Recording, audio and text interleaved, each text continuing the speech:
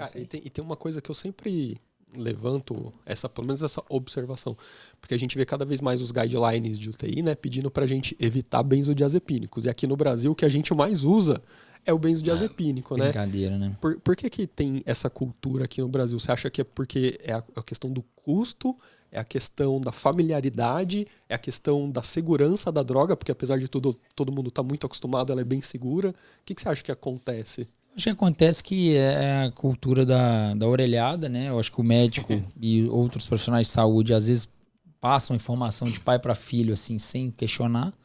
É apenas, porque faz assim lá, então aprendi a fazer assim no hospital tal, é assim que Todo faz. mundo faz assim, eu vou fazer Todo também. mundo faz assim, vou fazer também. E aí, quando você fala assim, não, vamos entrar com ketamina para esse paciente, mas cadê trabalho, evidência? Mas cadê a evidência do midazolam e do fentanil? Mas ela é usado, o midazolam e o fentanil é usado desde a década de 90, 80 nos pacientes. Mas tá, tudo bem, mas tem algum trabalho que mostra uma evidência do benzodiazepínico e do opioide? E assim, e aí se você pegar a farmacologia mesmo, cara, a interação entre benzodiazepínico e, por exemplo, midazolam, especificamente o fentanil, é péssima. Nossa, é a combinação mais usada. É a pior dupla que você pode utilizar na UTI, cara. Por quê? Porque o midazolam, ele aumenta a hiperalgesia do opioide. Ele aumenta a tolerância. Um aumenta a tolerância do outro. Potencializa a tolerância, a resistência. O midazolam e fentanil têm um metabolismo no citocromo P450, 3A4. Os dois competem. Então, se você tem o fígado metabolizando midazolam, não vai metabolizar o fentanil, se acumula mais fentanil. Você aumenta o delírio quando você usa opioide e benzodiazepínico junto, em vez de só benzodiazepínico. Imunossupressão. Cara, é uma enxurrada de efeitos colaterais dessas duas drogas. Além do que, são duas drogas que causam dependência. São tarjas pretas. São psicotrópicos que causam dependência. Então, você está injetando na veia uma dose altíssima de duas drogas potentes, né? Como se você tivesse, por exemplo, dando, 450 gotas de Rivotril para o paciente por dia, entendeu? Que tranquilo, pô. De boa. Nossa. Entendeu? E aí você causa dependência. Só que aí vem um outro problema. Por quê? Porque a síndrome de abstinência ela é frequente na UTI. Por quê? Porque os médicos não conseguem prevenir a síndrome de abstinência e nem diagnosticá-la. Às vezes a síndrome de abstinência ela cursa com taquicardia e diarreia. Entendeu? E agitação, nem sempre. Nem sempre. Às vezes o paciente está curarizado e está com abstinência. Entendeu?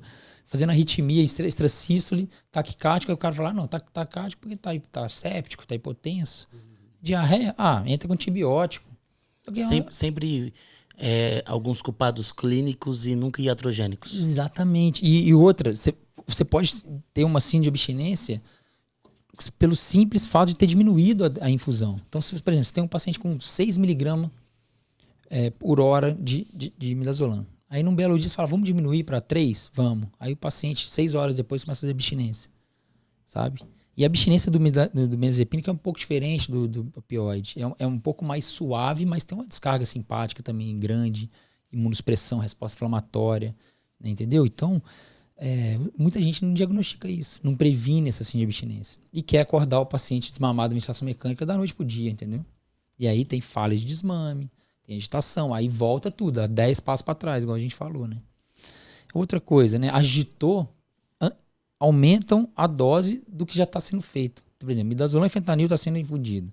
Aí o paciente desperta, agita, não. Vamos tá mexendo, né? O paciente e muitas vezes ele agitou por causa daquilo. Exatamente. E aí as pessoas vão lá e aumentam o fentanil e midazolam. Você fala, não faça isso, cara, não faça isso. Então é muito grave o que acontece. É muito grave, as pessoas precisam ser alertadas disso. Desse manejo. Os pacientes precisam ser anestesiados. E anestesiados, que eu digo, serem bem conduzidos, né? Ter analgesia, né? Conforto, imobilidade quando precisa, né? Mas também estar desperto, estar com uma mobilidade, remobilização precoce. Sim. Então, cara... Cara, a sedanalgesia, ela é um mundo à parte ali dentro da UTI, né? Ela tem uma importância gigante. Infelizmente, nem todo mundo enxerga, né? o potencial de você fazer uma boa saída da analgesia, você influencia no cuidado do médico, no cuidado que a enfermagem vai proporcionar ao paciente, aí você influencia no tipo de nutrição que você vai poder proporcionar a esse cara, porque ele pode ter um ilho ou não, ele pode ter um trato gastrointestinal com uma disfunção ou não, aí vem a mobilidade, aí vem a ocupação com o pessoal da terapia ocupacional, aí vem a fono, então assim, tá tudo interligado ali, Tudo né? interligado. E infelizmente a equipe multi da UTI ainda não teve esse despertar, que tanto que quando você pega lá o bundle ABCD... Você usou a palavra despertar mesmo? Foi um puta gatilho foda. Foi isso, sem querer. Desculpa, você viu como mas que, foi né? muito Foi trocadilho. Foda, né? Foi trocadilho do carilho, né? E aí, a equipe ainda não despertou. Pô, desliga a sedação da equipe, caralho.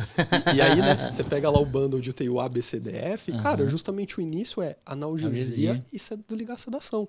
Né? Porque as pessoas têm uma ideia assim, eu tenho que esperar eu poder desligar a sedação, mas você vai esperar até quando? Exatamente. Eu costumo falar na aula, quando eu chego nessa parte do bando, eu falo assim, você tem que desligar todo dia, óbvio, desde que não tenha uma indicação clara, porque desligando todo dia, você descobre o primeiro dia que ele não precisa de sedação.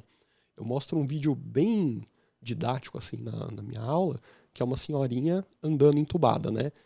E aí eu falo, ela chegou, asmática, broncoespasmo, foi entubada, sedada no PS, primeiro dia, segundo dia subiu para UTI. Primeira coisa que a gente fez, desligou a sedação. Ela acordou calma, tranquila, sem delírio, aceitando a ventilação. A analgesia dela era dipirona e tramal de horário. Aí. Era isso. Nem sei se era o melhor para ela na época, vídeo de 2014. Mas estava confortável. Mas ela estava confortável, sem a sincronia, tranquila, aceitava tudo que era proposto de terapia, tanto da fisio, enfermagem, médico. Cara, era isso. Né? E às vezes os caras mantêm um asmático lá sedado vários dias. E não que muitos não precisem, mas você viu se ele tinha condição? Quando melhorou o broncoespasmo, a ventilação melhorou, você foi lá e optou por fazer um despertar para ver? Então, às vezes falta essa proatividade. É a titulação para baixo, né? Eu vou falar de uma percepção clínica particular, assim. Eu acho que o despertar diário ele é importante, sim, ele faz parte do bando, mas ele mascara uma outra fragilidade que é da criterização inadequada da sedação profunda. Então, se a gente vai despertar todo mundo, seda todo mundo e a gente vai testando. Mas nem todo mundo precisa de tanta sedação como o Renato falou. Não, então, nem todo mundo vai precisar ser despertado diariamente. Tem pacientes que vão ficar calmos e colaborativos com uma sedanalgesia adequada desde o começo. Mas é um entubou, liga as bombas no último. E aí, amanhã, depois... Então, o paciente chega, por exemplo, na UTI do PS com midazolam fentanil entubado. Ninguém pergunta, peraí, mas por quê? Precisa manter isso aqui?